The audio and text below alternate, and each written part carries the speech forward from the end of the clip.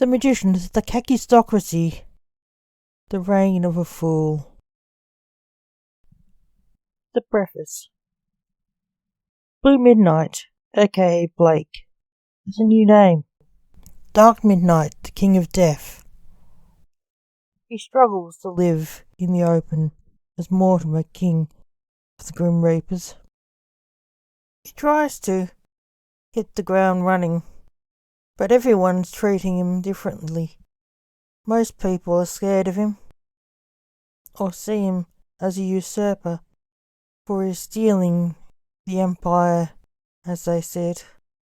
Others want him to do miracles he can't do. Meanwhile, Aureus the Rose, formerly the idiot, the masked chicken, is now in charge of the magicians. He is a puppet emperor. The real emperor is Dark Midnight. The former emperor, as Aureus, can't cope. As emperor, he can't lead a dog on a walk, let alone an empire. The Magicians, the Kakistocracy, the reign of a fool. Mortimer, said the Rose, formerly the superhero and idiot, the masked chicken, the present emperor of the magicians, to the last emperor, who had recently come out as dead, well, actually deaf. Mortimer, the king of the dead, leader of the Grim Reapers. Yes, replied Dark Midnight, formerly Blue Midnight, a superhero before he came out as dead. I killed the victim, asked the Rose, when they were on a crime scene, full of police officers. He was shot, said Mortimer, a little worried about his old empire. If he didn't see the bullet hole. All right, thanks, said the Rose, taking notes in a notebook that read as unreadable scrawl, a mixture of cursive and print fonts, with no spaces between the words. Mortimer wondered if the Rose could read himself. What did I just write? Moaned the Rose shortly after trying to read what he'd just written. He couldn't. The book disappeared in flames, and he put the pen away. Are you all right, Aureus? Mortimer asked him. Yes, said the Rose. There were a gangland hit, said Mortimer. How do you know that? Asked Mortimer's great uncle, Reynard, who was the officer in charge of the crime scene. The spirit told me, said Mortimer, who was the local coroner. Oh, did they ID the killer? Asked Reynard. A manila folder appeared in Mortimer's hand. He handed it to Reynard. He looked at its contents. Do you usually have a file like this, Blake? Reynard asked. Yes. It was hard hiding them from you, said Mortimer. Why did you? Asked Reynard. Coroners generally don't do this, said Dark Midnight. You could, said Reynard. But you didn't know who I was, said Mortimer. Why didn't you tell me who you were? Reynard asked. I couldn't come out as dead without abdicating, said Mortimer. True. But why did you keep up the pretense of life for so long? Reynard asked. I was protecting the Empire from falling. With the masked chicken as Emperor, said Mortimer awkwardly, looking at his cousin Aureus, the Rose. It's all right, Mortimer. You did right, said the reformed chicken, who had been under an enchantment that made him a useless idiot. Aureus was the transformed true form of the man.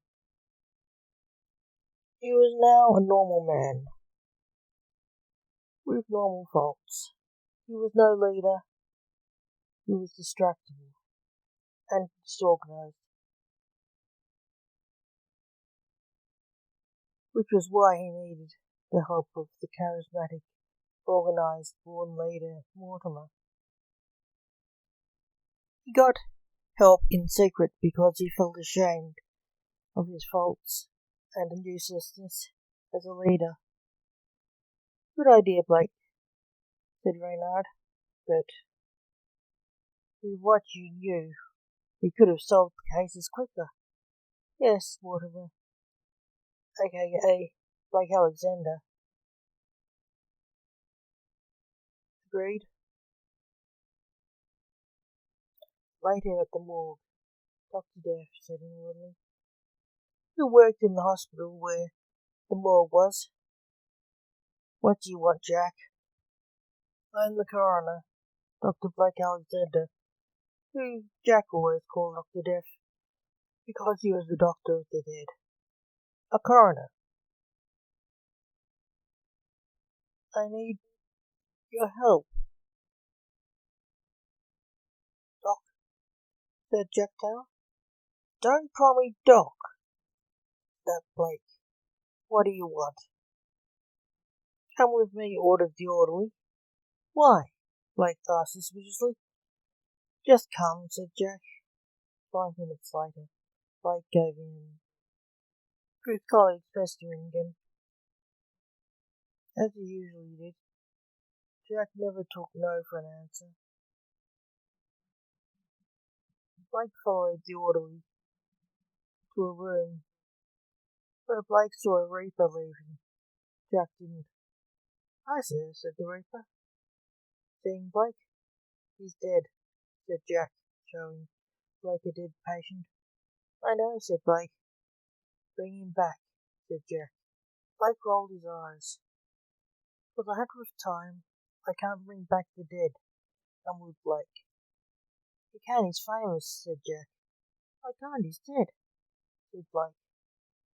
You are the Grim Reaper, you can bring him back, said Jack. No, I'm not. I'm just the judge of the dead, said Blake. I am just one of them. There are many Reapers. Bring him back, Doc, said Jack, ignoring Blake. I can't even if I wanted to. His soul has been taken already, protested Blake. No, quick, put it back, Doc, Jack ordered. Blake stormed off in a huff. That night in a small theatre in Melbourne City, I am Blake Fire, said a tall, handsome stage illusionist, appearing on stage. And here's Max. No one appeared. Max, move your arm, shouted Blake. Not now, I'm busy, Blake. Max shouted back. Max, get here now, shouted Blake. If you say so, Max said. A man ran on stage. What are you doing here? Blake asked the man. The man ran up to Blake and pulled out a crucifix. Oh, you're one of them, Blake said grimly. I have come to kill the beast, shouted the man, as he beat Blake with the cross. Frustrated when nothing happened. This should work, shouted the man. I'm not Catholic. It's just a cross, said Blake. The man pulled out a brandy flask. I don't drink, Blake said, and laughed. The man removed the lid, threw the contents on Blake. He looked at the liquid. Does it stain? Asked Blake. Oh, it's just water. Holy water should kill you, said the man, puzzled. The audience was bursting at the seams with laughter. The man pulled The wooden stake from a bag he was holding. Nervous. Stakes are dangerous things. The man stabbed Blake with the stake. What the? Said the man. You ruined my favourite shirt, shouted Blake, livid. Max walked on stage, laughing his head off. He needs a barbecue for his steak, laughed Max, the king of the sun and vampires. Is he your pet, Max? Asked Blake, frowning. I was busy keeping him off stage, said Max. You could have turned the steak into something clean. A bloody steak. Really? You ruined my shirt, screamed Blake. What are you laughing at? You thought you were a vampire, laughed Max. Blake glared at Max. The man tried to sneak away. He was stopped in his tracks by a grim reaper appearing on stage in front of him. No, you don't, said the reaper. Thank you, but throw him to the law, boy. Blake said to the reaper, his son, Lance, the necromancer. I'll take him in, said another reaper, Blake's assistant, walking on stage. Very well, Dante can have him, said the necromancer. Like the steak, Max, said the necromancer. Blake glared at Max accusingly over the steak.